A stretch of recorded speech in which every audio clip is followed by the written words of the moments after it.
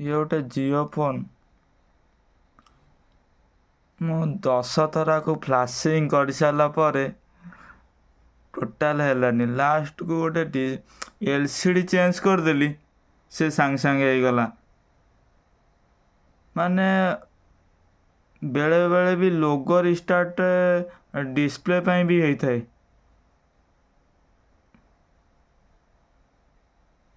ଦେଖନ୍ତୁ କେମିତି ହେଇଗଲା, ସାଙ୍ଗେ ସାଙ୍ଗେ ହେଇଗଲା।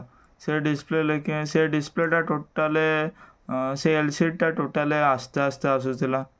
ମୁଁ 4 ଥର ଫ୍ଲାସିଂ କରିସାରିଲାଣି।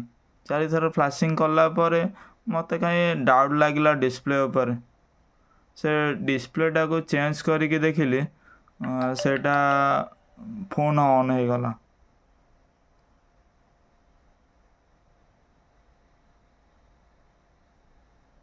ଦେଖନ୍ତୁ LCD ଫଲ୍ଟ ଥିଲେ ବି ଲୋଗୋ ରିଷ୍ଟାର୍ଟରେ ରୁହେ ଜିଓ ଫୋନ୍। ଏଇଟା F19M ଅଛି ଜିଓର।